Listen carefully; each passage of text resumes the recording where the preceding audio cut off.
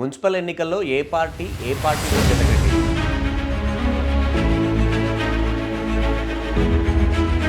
Municipal ఎన్నికల్లో ఏం జరిగింది?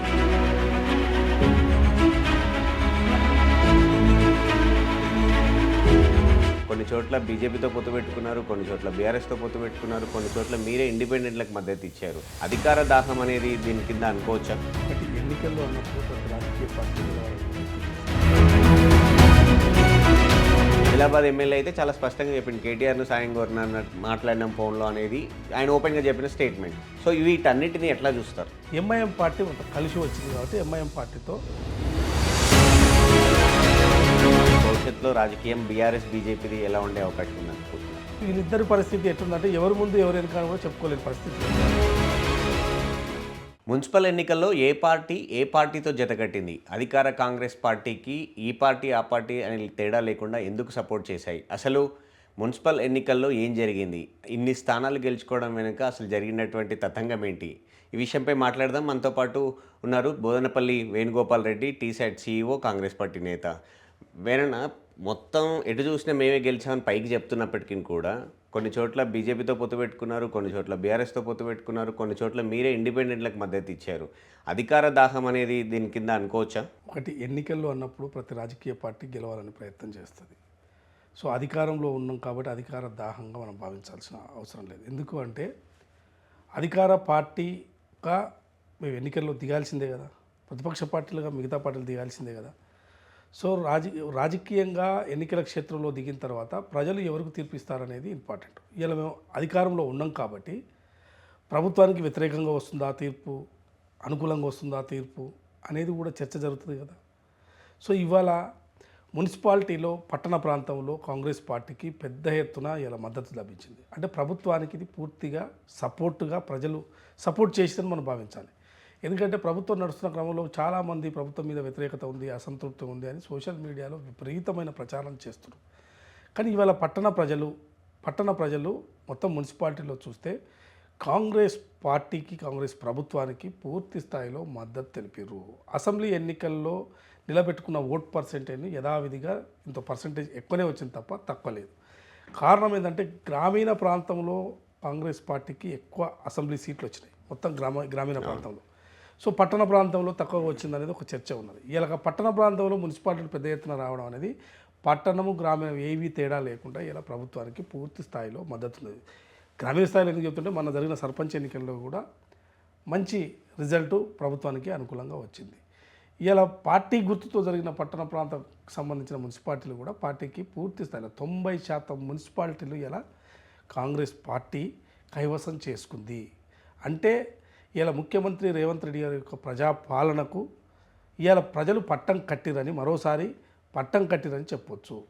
ఎందుకంటే చాలామంది చాలా రకాలుగా, ఎందుకంటే మేము ప్రధానంగా ఇలా బీఆర్ఎస్ పార్టీ చెప్తున్నది ఏంటంటే సోషల్ మీడియాలో తమకున్న సోషల్ మీడియాను పెట్టుకొని విపరీతమైన తప్పుడు ప్రచారం చేసే ప్రయత్నం చేసింది. కానీ ఇలా ఏమైంది, ప్రజలు రియల్గా ఎక్కడ ఉన్నారు, ప్రజలు ఎవరికి మద్దతు ఉన్నారు అనేది మరోసారి స్పష్టమైంది. సో నేను రాజకీయ పార్టీగా వాళ్ళు ప్రతిపక్షంగా వాళ్ళ పాత్ర వాళ్ళు పోషించమని చెప్తున్నాం. కానీ ఈ సోషల్ ఫేక్ మీడియా ప్రచారాలు వద్దు అనే దాని మీద ఇవాళ ఈ ఫలితాలు చూసైనా సరే ఎవరైనా కన్స్ట్రక్టివ్గా ముందరికి పోతే సరిపోతుంది. కానీ ఈ ఫేక్ ప్రచారాలతోని ఎన్ని రోజులు మీరు ఇట్లా రాజకీయం చేస్తారు?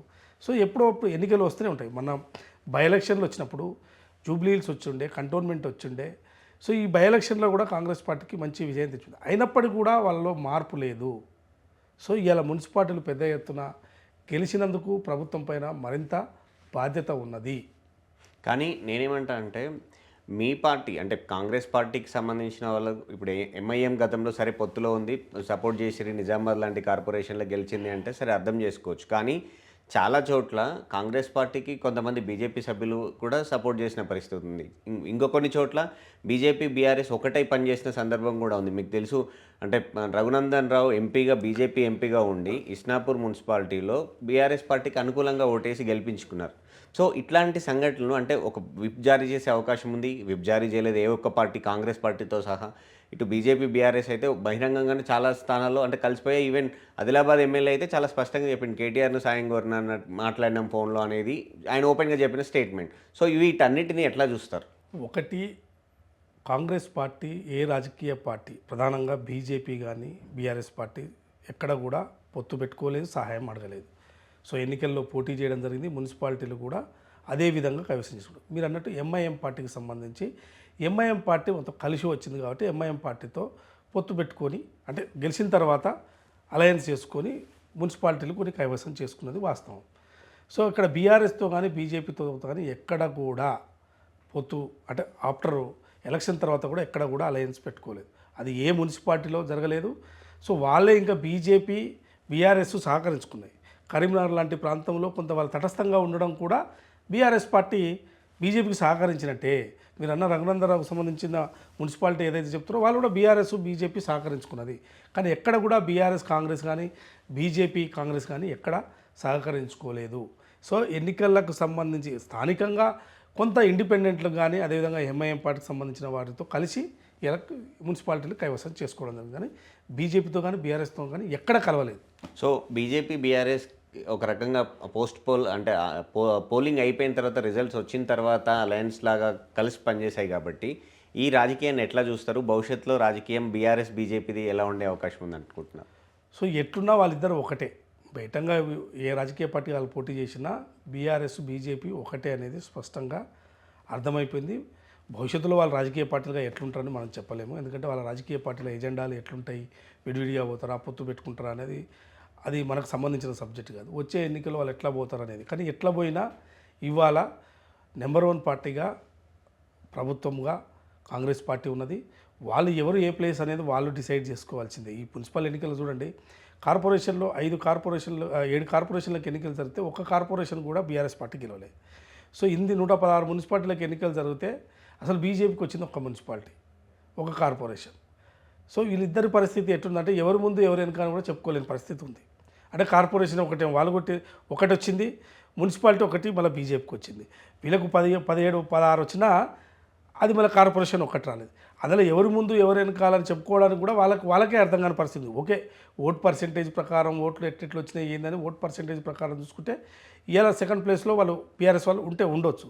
కానీ వాళ్ళు ఎప్పుడు ఉంటారు, ఎప్పుడు సెకండ్ ప్లేస్ ఉంటారు, ఎప్పుడు థర్డ్ ప్లేస్కి పోతారు కూడా తెలియదు. ఇప్పుడు పార్లమెంట్ ఎన్నికలు చూస్తే వాళ్ళు థర్డ్ ప్లేస్కి పోయారు. సో ఇలా బై ఎలక్షన్స్ వస్తే వాళ్ళ సీటు వాళ్ళు గెలుచుకోలేకపోయారు. వాళ్ళవే బై ఎలక్షన్స్. సో కాబట్టి బీఆర్ఎస్ ఎప్పుడు ఏ ప్లేస్ ఉంటుందో తెలియదు, బీజేపీ ఎప్పుడు ఏ ప్లేస్లో ఉంటుందో తెలియదు. కానీ ఎవరు ఏ ప్లేస్ ఉన్నా వాళ్ళు సెకండ్ థర్డ్ ప్లేస్ల కోసమే నడుస్తుంది తప్ప మొదటి ప్లేస్లో వాళ్ళు రీచ్ అయ్యే పరిస్థితి ఇక కనపడదు. సో భవిష్యత్తులో ఇంకా ఇవాళ మున్సిపాలిటీ ఎన్నికల్లో మంచి ఫలితాలు ప్రభుత్వానికి అనుకూలంగా వచ్చినాయి. దీన్ని అనుగుణంగా ప్రభుత్వం ఒక బాధ్యతగా తీసుకొని గ్రామ పంచాయతీలు వచ్చినాయి. రేపు భవిష్యత్తులో ఇంకా జరగబోయే ఎన్నికల్లో కూడా ఒక బాధ్యతగానే ప్రభుత్వం ఉంటుంది. ప్రజల తీర్పును అనుకూలంగా ఇంకా మరింత అనుకూలంగా మార్చుకునే ప్రయత్నం ఈ ప్రభుత్వం చేస్తుంది. కానీ అంటే సిపిఐ లాంటి పార్టీ మీకు ముందు నుంచి ఎలక్షన్లకు అంటే అసెంబ్లీ ఎలక్షన్లకు ముందు నుంచి పొత్తులో ఉన్న పార్టీ కొత్తగూడెంలో కావచ్చు మరో చోట కావచ్చు ఎందుకు కాంగ్రెస్తో పంచాయతీ పెట్టుకునే పరిస్థితికి వచ్చింది అంటే ఏం చెప్తారు? వాస్తవానికి పంచాయతీ ఏమీ లేదు ఇక్కడ. ఇప్పుడు కొత్తగూడెంలో కూడా రెండు కలిసే సిపిఐకి ఇప్పుడు మిత్రధర్మంగా పొత్తు ధర్మంగానే అక్కడ కలిసే మళ్ళీ యథావిధిగా సిపిఐకి కార్పొరేషన్ మేయరు సీటు అక్కడ ఇవ్వడం జరిగింది. సిపిఐకి కాంగ్రెస్కి ఎక్కడ కానీ కేతన్పల్లిలో బీఆర్ఎస్ సిపిఐ ఒకటిగా పనిచేస్తున్నాయి. అంటే మన మంత్రి వివేక్ ఇలాకా అంటే ఎక్కడైనా స్థానికంగా ఏమైనా ప్రాబ్లమ్స్ చెప్పలేం. కానీ ఓవరాల్గా అయితే సిపిఐకి కాంగ్రెస్కి ఎటువంటి ఇబ్బంది లేదు, కలిసే పనిచేస్తుంది. అయితే ఈ మున్సిపల్ ఎలక్షన్స్ అయిపోయాయి. ఈ ప్రభావం ఇప్పుడు జెడ్పీటీసీ ఎంపీటీసీ ఎలక్షన్స్ పెడతారు అని అంటున్నారు. అక్కడ కూడా ఎలాంటి పరిస్థితి ఉండే అవకాశం ఉంది? ఎందుకంటే గతంలో సర్పంచ్ ఎలక్షన్స్ అయిపోయాయి, ఇప్పుడు మున్సిపల్ ఎలక్షన్లు అయిపోయినాయి. సో నెక్స్ట్ వచ్చేది జెడ్పీటీసీ ఎంపీటీసీఏ. దీనికి సంబంధించి కాంగ్రెస్ పార్టీగా ఏమనుకుంటుంది? ఒకటి, ఇప్పుడు ఎన్నికలు అయితే ఖచ్చితంగా అన్ని ఎన్నికలు నిర్వహిస్తుంది. ఇప్పుడు ఏ ఎన్నికలు వచ్చినా, ఇప్పుడు గ్రామ పంచాయతీ ఎన్నికలు వచ్చినా ప్రభుత్వానికి పార్టీకి అనుకూలంగా వచ్చినాయి. ఇలా మున్సిపాలిటీ పట్టణ ప్రాంతాల్లో కాంగ్రెస్ పార్టీ తక్కువ ఉందని పెద్ద ఎత్తున ప్రచారం చేసినా, మేము అర్బన్ పార్టీ అని బీజేపీ చెప్పుకున్నా, మేము అర్బన్లో ఎక్కువ ఎమ్మెల్యేలు గెలిచినామని బీఆర్ఎస్ చెప్పుకున్నా, ఇవాళ వాళ్ళు పట్టణ ప్రాంతాల్లో పూర్తిగా ఎక్కడ కూడా సీట్లు సాధించలేని పరిస్థితి ఉంది. ఇలా బీఆర్ఎస్కి వచ్చిన మొత్తం కూడా 17 మున్సిపాలిటీలో 9 మున్సిపాలిటీలు మెదక్ జిల్లాలోనే వచ్చినాయి. మేజర్గా 9 మెదక్ జిల్లాలో మేజర్ 17 మెదక్ జిల్లాలోనే వచ్చినాయి. ఆ మెదక్ జిల్లాలో అక్కడక్కడ వాళ్ళు ఎమ్మెల్యేలు ఉన్నారు, కొంత ప్రభావం మొదటి నుంచి ఉన్నది కాబట్టి అక్కడ ఆయనతో రాగలిగినాయి. సో అక్కడ అయినప్పటికీ కూడా మెదక్లో కాంగ్రెస్ పార్టీకే మున్సిపాలిటీలు ఎక్కువ వచ్చినాయి. కానీ ఇవాళ మెదక్లోనే ఎక్కువ వచ్చినాయి తప్ప వాళ్ళకి ఎక్కడ ఎక్కువ అంటే ఎక్కువ కాంగ్రెస్ కన్నా కాదు. కాకపోతే అక్కడ కొంత పర్సెంటేజ్ ఎక్కువ వచ్చింది. సో ఓవరాల్గా చూస్తే స్టేట్ వైడ్గా చూస్తే వాళ్ళు మొత్తం కూడా పూర్తి స్థాయిలో తగ్గిపోయారు. సో ఇలా మున్సిపాలిటీలోనే ఈ పరిస్థితి కాంగ్రెస్ పార్టీకి పూర్తి స్థాయిలో అనుకూలంగా ఉంది. రేపు జడ్పీటీసీ ఎంపీటీసీ ఎన్నికలు కానీ జిహెచ్ఎంసీలో కానీ ఖచ్చితంగా ప్రభుత్వానికి ఇంతకన్నా మెరుగ్గా ఫలితాలు ప్రజలు మళ్ళీ ప్రభుత్వానికి పార్టీకి సపోర్ట్ చేస్తారని భావిస్తున్నాను. సరే, మీరు మున్సిపల్ ఎలక్షన్లో పట్టణ ప్రజలు మాకు హక్కును చేర్చుకున్నారని మీరు అంటున్నారు. అయితే జిహెచ్ఎంసీ 3 కార్పొరేషన్లుగా అయ్యింది. 3 కార్పొరేషన్లకు సంబంధించినటువంటి పదవీ కాలం కూడా కార్పొరేటర్లకు పూర్తయింది. సో ఈ 3 కార్పొరేషన్లకు కూడా అంటే పట్టణ ప్రజలు మా వైపే ఉన్నారని మీరు చెప్తున్నారు కాబట్టి గతంలో ఎమ్మెల్యేలు ఎవరు ప్రజలు ఉన్నారు, గ్రామీణ ప్రజలు ఉన్నారు. మీరు చెప్తున్న దాని ప్రకారం ఎమ్మెల్యేలు గతంలో మీకు జిహెచ్ఎంసీ ఏరియాలో కోర్ హైదరాబాద్లో ఎక్కడ లేరు. సో అలాంటి అంటే తర్వాత బైపోల్లో వచ్చిన వాళ్ళు తప్ప. సో అలాంటి చోట ఈ 3 కార్పొరేషన్లకు కూడా ఎన్నికలు పెట్టడానికి సిద్ధంగా ఉన్నారా, కొట్లాడడానికి సిద్ధంగా ఉన్నారా? ఖచ్చితంగా జిహెచ్ఎంసీ ఎన్నికలు జరుగుతాయి. ఖచ్చితంగా కాంగ్రెస్ పార్టీ ఘన విజయం సాధిస్తుంది. ఎందుకు అని అంటే మొన్న అసెంబ్లీ ఎన్నికల్లో జరిగినప్పుడు మొత్తం కూడా జిహెచ్ఎంసీలో సీట్లు రానిది వాస్తవం. కానీ అదే బై ఎలక్షన్ జరిగినప్పుడు మళ్ళీ 2 సీట్లు జరిగితే 2 సీట్లకు కాంగ్రెస్ పార్టీ ఎమ్మెల్యేలు గెలిచారు. రేపు జిహెచ్ఎంసీ ఎన్నికల్లో కూడా మంచి ఫలితాలు సాధిస్తుంది. ఎందుకంటే ఇవాళ మొత్తం కూడా రాష్ట్ర వ్యాప్తంగా కూడా మొత్తం ఇటు గ్రామ పంచాయతీలు ఇటు మున్సిపాలిటీలు కాంగ్రెస్ పార్టీ వైపు వస్తున్నప్పుడు జిహెచ్ఎంసీలో ఉన్న ప్రజలు కూడా ఖచ్చితంగా ఆలోచించి ప్రభుత్వానికి కాంగ్రెస్ పార్టీకి పూర్తి స్థాయిలో అనుకూలంగా సపోర్టుగా ఓట్లు వేస్తారన్న విశ్వాసం ఇలా ఉన్నది. అయితే ఫైనల్గా 2.5 సంవత్సరాలు పూర్తయిన దాదాపు రేవంత్ రెడ్డి పరిపాలన పూర్తయింది. దీనికి సంబంధించి ఏఐసిసి దగ్గర మీటింగ్ కూడా ఉన్నట్టుంది 1-2 రోజుల్లో. సో ఇప్పుడు ఇక్కడ రేవంత్ రెడ్డి పాస్ అయ్యారా ఫెయిల్ అయ్యారా అనే చర్చతో పాటు కనీసం పూర్తిస్థాయి క్యాబినెట్ని కూడా ఏర్పాటు చేసుకోలేకపోయారు అని ఒక విమర్శ ఉంది. దానికి ఏం సమాధానం చెప్తారు? సో క్యాబినెట్కి సంబంధించి ఆల్రెడీగా ముగ్గురు మినిస్టర్సే కదా మిగిలింది. డెఫినెట్గా ప్రభుత్వానికి కొంత వ్యూహం ఉంటుంది. ఖచ్చితంగా ఎప్పుడు చేసుకోవాలని ఒక ఆలోచన ముఖ్యమంత్రి అంటే సగం కాలం పూర్తయింది పదవీ కాలం. గతంలో మనము ఇదే కేసీఆర్ని ఒకరే సీఎంగా ఎంతకాలం ఉంటారు, క్యాబినెట్ లేదు, మహిళా మంత్రులు లేరు అని చాలా విమర్శలు చేశారు. ఇదే రేవంత్ రెడ్డి చేశారు, మీరు చేశారు, అనలిస్టులు కూడా చేశారు.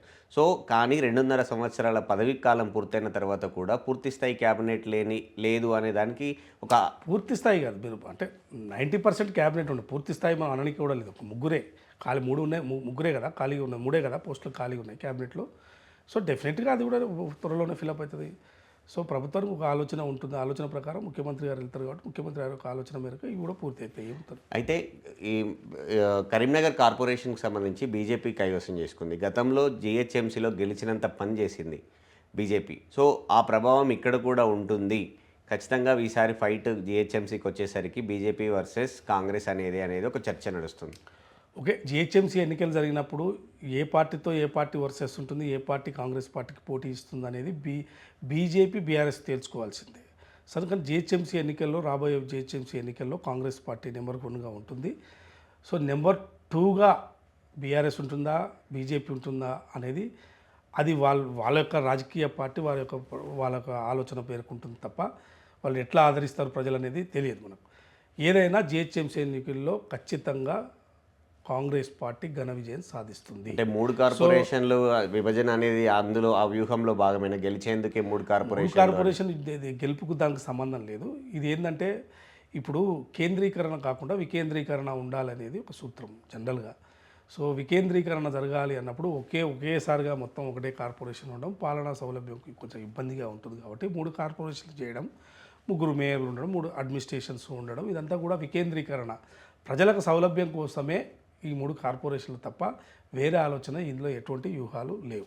ప్రజల సౌలభ్యం కోసమే, పాలన కోసమే 3 కార్పొరేషన్లు. ఫైనల్గా గతంలో చాలా బర్త్డేలు జరిగాయి. సీఎంగా ఉన్నప్పుడు, ప్రతిపక్ష నేతగా ఉన్నప్పుడు చాలా బర్త్డేలు చేసుకున్నారు కేసీఆర్. కానీ నిన్న జరిగినటువంటి బర్త్డేకి మాత్రం ఫామ్ హౌస్కి అందరికీ గేట్లు తెరిచారు. జనాలు కామన్ మ్యాన్ కూడా వచ్చి కలిసేటువంటి అవకాశం కల్పించారు. దీన్ని ఎట్లా చూస్తారు? అంటే మున్సిపల్ ఎలక్షన్ల రిజల్ట్స్, చైర్మన్ల ఎంపిక పూర్తయిన నెక్స్ట్ డే ఇదంతా చూస్తే ఎట్లా అనుకుంటున్నారు? ఒకటే, కేసీఆర్ గారు బర్త్డేకి సంబంధించి మనం పెద్దగా మాట్లాడాం. ఎందుకంటే బర్త్డే సందర్భంగా అందరికీ కలవాలనుకున్నాము. దానికి మనం దాని మీద కామెంట్ చేయాల్సిన అవసరం లేదు. కాకపోతే నా ఫామ్ హౌస్లో కన్నా కూడా ఇంకా బయటకు వచ్చి అందరూ కలిస్తే బాగుంటుంది అనేది నాకు ఆలోచన. కానీ మున్సిపల్ ఎలక్షన్ల హైప్ కాంగ్రెస్ పార్టీకి వచ్చింది, కొట్టే ఉద్దేశంలోనే కేసీఆర్ బయటకు వచ్చారు అనేది కూడా బయటకి ఏం రాలేదు కదా, ఫామ్ హౌస్లోనే కదా కలిసింది. మీరు చెప్తున్నారు ఫామ్ హౌస్లోనే కలిసిరని చెప్తున్నారు కదా, పార్టీ ఆఫీస్ కూడా రాలేదు కదా, లేకుంటే ఇంకా బయటికి ఏం రాలేదు కదా. సో ఇక కేసీఆర్ గారు యొక్క ఆలోచన ఎట్లా ఉన్నది కేసీఆర్ గారి మీద ఇప్పుడు, ఎందుకంటే ఆయన మాజీ ముఖ్యమంత్రి, అపోజిషన్ లీడర్గా ఉన్నారు. వాళ్ళ రాజకీయ పార్టీగా ఎట్లా నడుపుకోవాలి, ఎట్లుండాలి, ప్రజలు కలుస్తారా కలవరా అది వారి ఇష్టం. కలవకు ఇప్పుడు అసెంబ్లీకి రావాలని ప్రభుత్వ అధినేత రేవంత్ రెడ్డి గారు కోరుతున్నారు, అసెంబ్లీకి వచ్చి చర్చించాలని కోరుతున్నారు. ఇప్పటివరకైతే అసెంబ్లీకి రాలేదు. సో బర్త్డే సందర్భంగా ఫామ్ హౌస్లో కలవాలనుకున్నారు, కలిసిరు, అది వారి ఇష్టం. కానీ ఏదైనా అసెంబ్లీకి రావాలనేది అపోజిషన్ లీడర్గా అనేది అందరం కోరుకుంటాము. సో మరి వాళ్ళ ఆలోచన, వాళ్ళ రాజకీయ పార్టీగా వాళ్ళు ఎట్లుండాలనుకునేది వాళ్ళ ఇష్టం. మనం ఊకే వాళ్ళు ఎట్లుండాలి వీళ్ళు ఎట్లా రావాలని మనం ఎందుకు చెప్పాల్సిన అవసరం ఏమున్నది? కేసీఆర్ గారు ఎట్లుండాలని మనం ఎందుకు చెప్పాలి? అంటే మున్సిపల్ ఎలక్షన్లో కాంగ్రెస్ పార్టీ గెలిచింది కాబట్టి కేసీఆర్ బయట కల్పిస్తే ఆ టాక్ తగ్గుతుంది, ఈ టాక్ పెరుగుతుంది అనేది ఇప్పుడు బయటకు వస్తేంది, లోపలికి పోతేంది. ఇప్పుడు ఎన్నికల క్షేత్రంలో ప్రజలు ఓట్లు వేసేటప్పుడు ఇప్పుడున్న పరిస్థితి కానీ, ఈ రాజకీయంగా ఇప్పుడున్న ప్రభుత్వం నడుస్తున్న విధానం కానీ ఎట్లున్నది, సో గతంలో ఎట్లున్నది, కేసీఆర్ గారు ఇప్పుడు అపోజిషన్ లీడర్గా ఉండి ఎట్లా వ్యవహరిస్తున్నారు, వాళ్ళ రాజకీయ పార్టీ ఎట్లా వ్యవహరిస్తుంది, వాళ్ళు ఏ విధంగా మాట్లాడుతున్నారు, అయినా అధికారం పోయినా అహంకారంతో మాట్లాడుతున్నారు, ఇవన్నీ కూడా ప్రజలు గమనించే ఓట్లేస్తారు. సో ఇటు ప్రభుత్వం నడుస్తున్న పాలన తీరు ఎట్లుంది, ప్రజాపాలన ఎట్లా ఉన్నది, ఇవన్నీ ఆలోచించే ఓట్లేస్తారు. వాళ్ళు ఏదో ఇప్పుడు బయటకు వచ్చి మేము కనపడగానే మొత్తం ఆహా ఓహో అయిపోతుంది, ప్రజలు ఏదో చేస్తారు అనేది అది ఆ భ్రమలు మర్చిపోవాలి. కానీ గతంలో ప్రతి వాళ్ళకి ఏదైనా వస్తే ఒక అస్త్రం లేక ఒక తెలంగాణ వాదము ఇట్లాంటి ముందలు తెచ్చి పెట్టే ప్రయత్నం చేసేది. తెలంగాణ వాదం అనేది వాళ్ళ ఇంటి సొత్తు కాదు, వాళ్ళ ఒక్కరి సొత్తు కాదు. తెలంగాణ వాదం అనేది అందరిది. సో ఆయన తెలంగాణ కావాలనుకున్నప్పుడు అందరూ కొట్లాడారు, అందరూ కొట్లాడితేనే తెలంగాణ వచ్చినది. ఇంకా మీకు రాష్ట్రం వచ్చింది, అధికారం వచ్చింది, 10 ఏళ్ళు ఇచ్చారు. 10 ఏళ్ళలో మీరు ఏం చేశారో తెలుసు. ప్రజలు మిమ్మల్ని వద్దనుకున్నారు, పక్కకెచ్చారు. ఇంకా మీరు ఏదో చెప్పి మాయమాటలు చెప్పి ఏదో భ్రమింపజేయాలంటే ఇక్కడ ప్రజలు నమ్మే పరిస్థితిలో లేరు. కానీ మున్సిపల్ ఎలక్షన్లకు సంబంధించి బీఆర్ఎస్ నేతలు ఒక మాట అంటున్నారు, ప్రజల అభిమానంతో గెలవలేదు, పోలీసుల అండతో అధికార బలంతో గెలిచిన ఈ ఎలక్షన్లు ఇవి అనేది కూడా. ఓకే, వాళ్ళు బీఆర్ఎస్ సంబంధించిన నేతలు పదే బలం లేదు, వాళ్ళు మద్యంతో గెలిచారు, డబ్బులతో గెలిచారు, దౌర్జన్యంతో గెలిచారు, పోలీసుల అండతో గెలిచారు, రకరకాలుగా మాట్లాడుతున్నారు. నేనేమంటున్నంటే మాకు మంచి ఫలితాలే వచ్చినాయని వాళ్ళు కూడా చెప్పుకుంటున్నారు కదా. మాకు 17 మున్సిపాలిటీలు వచ్చినాయి, మాకు ఓట్లు కూడా బాగానే వచ్చినాయి, మాకు బీజేపీకి వెళ్తే మేము చాలా ఓట్లు ఎక్కువ ఉన్నాయని చెప్తున్నారు కదా. మరి వాళ్ళకి ఎట్లా వచ్చినాయి ఈ ఓట్లు? దౌర్జన్యం చేస్తే వచ్చినాయా, మద్యంతో వచ్చినాయా, లేకుంటే డబ్బులు వస్తే వచ్చినాయా? ఇట్లా అమర్యాదగా ఓటర్లను అగౌరవపరిచే విధంగా వాళ్ళు పదే మాట్లాడుతున్నారు. ఇవన్నీ నిజంగా చెప్తున్నా అంటే రాష్ట్ర ప్రజలను మీరు ఏమైనా తలుచుకున్నారు? అట్లా మాట్లాడకూడదు. రాజకీయ పార్టీగా ఎన్నికల క్షేత్రంలో పోయిన తర్వాత మీకు ఓట్లు ఒక రాజకీయ పార్టీకి, కాంగ్రెస్ పార్టీకి మెజార్టీ సీట్లు ఇచ్చినంత మాత్రాన మీరు ఆ విధంగా మాట్లాడితే మీకు ఎన్నో ఓట్లు సీట్లు వచ్చినాయి కదా, ఆ సీట్లన్నీ ఎట్లా వచ్చినాయి? దానికి ఏం సమాధానం చెప్తారు? సో అంటే మీకు వేసిన వాళ్ళని కూడా అగౌరవపరుస్తున్నట్టే కదా. అంటే మీకు వేసినవి మొత్తం కూడా మీరు చెప్పిన మాటలతోనే వచ్చినాయా? అది తప్పు కదా, అట్లా మాట్లాడొద్దు. సో ఓటరు తమ ఓటును మీరు ఎంత ప్రలోభాలు, ఏ రాజకీయ పార్టీ కానీ ఎవరు కానీ, అధికారంలో ఉన్నోళ్ళు కానీ అధికారంలో లేనోళ్ళు కానీ ఎవరైనా కానీ అభ్యర్థులు కానీ ప్రలోభ పెట్టినా తన ఓటును లోపలికి వెళ్ళి సీక్రెట్గా తన ఓటును ఓటేసుకుంటారు. మీరు బయట ఎన్ని ప్రలోభాలు పెట్టినా ఎక్కడేసిందే నీకేం తెలియదు కదా. ఎందుకు వాళ్ళని అగౌరవపరిచేదంగా బీఆర్ఎస్ బీజేపీ పదే మాట్లాడుతుంది? మీకు వేసిన ఓట్లన్నీ కూడా అట్లనే వచ్చినాయా? దయచేసి అది మానుకోండి. అది పదే చెప్తున్నా. వాళ్ళు పదే మాట్లాడుతున్నారు. వాళ్ళ విజ్ఞతకు వదిలేయాల్సిందే. కానీ తొర్రూరు లాంటి చిన్న పట్టణంలో వేలాది మంది పోలీసులను పెట్టి తెలంగాణ ఉద్యమంలాగా వజ్ర వెహికల్స్ పెట్టి మున్సిపాలిటీ గెలవాల్సినంత అవసరం ఈ ప్రభుత్వానికి ఏమొచ్చింది అని ఒక మాజీ మంత్రిని గేట్ లోపల పెట్టి లాక్ చేసి ఆయన ఏడిపించే పరిస్థితి ఎందుకు వచ్చింది అంటే ఏం చెప్తారు? ఆయన ఏడ్చిందంటే ఆయన దౌర్భాగ్యం. ఆయన ఎందుకు ఏడాల్సిన ఏంటికని ఏడుస్తున్నాడు ఆయన? ఎవడన్నా నవ్వుతారు అట్లా ఏడిస్తే? ఇంత దౌర్జన్యం అని ఏడుస్తున్నాడు. అసలు నువ్వు ఆ గేట్ కాడికి రావడమే పెద్ద దౌర్జన్యం. మీరు మరి ఇప్పుడు ఎన్నికలు మీరు కారు కదా, మీకైతే ఓటు హక్కు ఇప్పుడు మున్సిపాలిటీలో ఓటకైతే లేదు కదా, కౌన్సిలర్లకు ఎక్స్ అఫీషియో వాళ్ళకు ఓట్లు ఉన్నాయి. లోపలికి తెలిసినాక మొత్తం కూడా ఎట్లా ఓటింగ్ పద్ధతి సిస్టమ్ ఎట్లా ఉంటుంది, ఎట్లా ఏర్పాట్లు ఏం చేస్తారనేది అందరికి తెలుసు కదా. చేసేదంతా అధికారులు అక్కడ అంతగా, ఇప్పుడు ఏదైనా అంత ఏర్పాట్లు అయితే వాళ్ళే చేస్తారు కదా. అది లోపల జరిగే మొత్తం కూడా ఓటింగ్ సిస్టమ్ అంతా కూడా దౌర్జన్యం ఎట్లయితుంది? గంతమంది పోలీసులను పెట్టి ఇప్పుడు మీరు ఒక మొత్తం కూడా మీ కార్యకర్తలను వెంబడేసుకొని బయటకు వచ్చి మాకు ఇయర్ మున్సిపల్ చైర్మన్ అని చెప్పి మీరు బయటకు వచ్చి అల్లరి చేస్తుంటే లా అండ్ ఆర్డర్ రాకుండా చూసుకోవాల్సిన బాధ్యత, ఇష్యూ రాకుండా చూసుకోవాల్సిన బాధ్యత పోలీసు వ్యవస్థకు ఉంటుంది కదా. సో మీరు వచ్చి ఏది పడితే అది వచ్చి దౌర్జన్యంగా మీరు వచ్చి గేట్లు తన్నుకుంటూ వస్తే మరి పోలీసులు చేయాల్సిన పని పోలీసులు చేయాల్సిందే కదా. అసలు మీరు ఎందుకు వచ్చినట్టు అంత బయటికి ఇంతమందిని తీసుకొని? తప్పు కదా. అన్యాయం జరిగితే వచ్చాము అనేది. ఎందుకు అన్యాయం ఎందుకు తగ్గుతుంది? కౌన్సిల్ ఇప్పుడు ఎవరు వాళ్ళు ఓట్లు వేసుకుంటారు, అన్యాయం ఎందుకు ఉంటుంది? ఎవరు వాళ్ళు ఓట్లు వేసుకుంటారు. ఇప్పుడు తాము ప్రజల నుంచి గెలిచి వచ్చిన కౌన్సిలర్సు చైర్మన్ ఎవరిని ఎన్నుకోవాలో వాళ్ళు ఎన్నుకుంటారు. ఎన్నుకోనిక మీకేం అభ్యంతరం? వాళ్ళకేం అభ్యంతరం? ఇండిపెండెంట్లే ఉన్నారనుకో, ఇంకెవరో ఉన్నారనుకో, వాళ్ళు ఎవరికి మద్దతు ఇచ్చుకోవాలనేది వాళ్ళు ఇచ్చుకుంటారు. మీకెందుకు? వాళ్ళ పార్టీ వాళ్ళని ప్రలోభ పెడుతున్నారు. ఎందుకు ప్రలోభ పెడతారు? పార్టీ వాళ్ళని ఎందుకు ప్రలోభ పెడతారు? ఎవరైనా కౌన్సిలర్ ఎన్నికకి సంబంధించి వాళ్ళు ఇష్టానుసారంగా ఎన్నుకుంటారు. ఇప్పుడు మీరు అభ్యర్థులు పోటీకి చైర్మన్కి ఉంటారు కదా, కాంగ్రెస్ పార్టీకి ఎవరు ఉంటారు, బీజేపీకి ఎవరు ఉంటారు, ఎవరు వాళ్ళకు ఓట్లు వేసుకుంటారు. అలా దౌర్జన్యం ఏముంటుంది? లోపల జరిగే ప్రక్రియకి ఎందుకు దౌర్జన్యం ఉంటుంది? మీరు బయట వచ్చి ఏదో అలచల్ చేసి ఏదో చేయాలి, ఏదో దౌర్జన్యం జరిగిపోయింది, ఏదో ప్రభుత్వం దౌర్జన్యం చేస్తుందని ఒక అభాండం మీద వేయాలన్న ఆలోచనతో మీరు బయటకు వస్తే దానికి అసలు ఏడిపోయిందో అది అర్థమే కదా. అసలు విచిత్రంగా ఉన్నది, అది ఏమైనా చూస్తే అందరు నవ్వుతున్నారు. ఎందుకు అంత ఏడ్చే కార్యక్రమం అంత ఏమున్నది ఆడ? అది ఎందుకున్నది అంటే మీకు అధికారం దాహం అంత అది ఉన్నది అన్నట్టు మీకు. అంటే అక్కడున్న ఏ అధికారాన్ని పోగొట్టుకోకూడదని ఒక అధికార దాహం కనపడుతున్నది తప్ప అది ఏదైనా డెమోక్రటిక్గానే జరుగుతుంది కదా ఎన్నికలు అనేది. అది వాళ్ళ విద్యతకే వదిలేయాలి. అది కూడా ఇందాక మీరు ఒక మాట అన్నారు, ఉమ్మడి మెదక్ జిల్లాకు సంబంధించి ఎక్కువ గెలిచింది బీఆర్ఎస్ పార్టీ అని. కానీ అక్కడ గెలిచిన పటాన్చెరు ఎమ్మెల్యే మహిపాల్ రెడ్డి కాంగ్రెస్ పార్టీకి అనుబంధంగా వచ్చి రిటర్న్ వెళ్ళిపోయాడు. ఆయన దగ్గరే ఉన్నటువంటి 5 మున్సిపాలిటీలు గెలవడంలో ఆయన చాలా కీలక పాత్ర పోషించిండు. ఆయన బయటకు వస్తూ కూడా బుల్లెట్ దిగిందా లేదా అనే మాట కూడా మాట్లాడిండు. ఎందుకు దూరం అయ్యాడు కాంగ్రెస్ పార్టీకి అనుబంధ సభ్యుడిగా వచ్చి వెనక్కి వెళ్ళడం? ఎందుకంటే అది అంటే ప్రభుత్వ పెద్దల్లో ఉన్నటువంటి సమన్వయ లోపమా, కాంగ్రెస్ పార్టీ మీద నమ్మకం లేదా? ఇప్పుడు వాళ్ళు బీఆర్ఎస్ పార్టీ ఎమ్మెల్యే వాళ్ళు ప్రకటించుకున్నారు కదా, దాని మీద మనం చర్చ చేయాల్సిన అవసరం లేదు, మనం దాని డిస్కషన్ కూడా అవసరం లేదు. అంటే ఇంకా 2.5 ఏళ్ల పాటు కాంగ్రెస్ పార్టీ ప్రభుత్వం ఉన్న సందర్భంలో ఒక ఎమ్మెల్యే మన దగ్గరికి వచ్చి రిటర్న్ పోయిండు అంటే ఇప్పుడు వాళ్ళు బీఆర్ఎస్ పార్టీలో ఉంటున్నామని చెప్పిన తర్వాత ఇంకా మళ్ళీ వచ్చిండు రిటర్న్, మనం చర్చే లేదు కదా. మన లేటెస్ట్గా జరిగిన తీర్పులు ఎట్లా వచ్చినాయి విన్నాం కదా. ఇగో దాని మీద చర్చే లేదు. సో మున్సిపాలిటీ ఎన్నికలు ఎట్లా ఏం జరిగింది అనేది అది వాళ్ళు చర్చే లేదు. రైట్. ఇది ఈరోజు ఇంటర్వ్యూ. మున్సిపల్ ఎన్నికలకు సంబంధించినటువంటి ఫలితాలే జెడ్పీటీసీ, ఎంపీటీసీ ఎన్నికల్లో కూడా వస్తాయి. పట్టణ ప్రజలు కాంగ్రెస్ పార్టీని ఆదరించారు. అత్యధిక స్థానాలు గెలిపించడంలో కూడా ప్రభుత్వం మీద ఉన్నటువంటి నమ్మకం అని చెప్పి వేణుగోపాల్ రెడ్డి చెప్తున్నమాట. మరో ఇంటర్వ్యూలో మళ్ళీ కలుద్దాం. తెలుగు 360.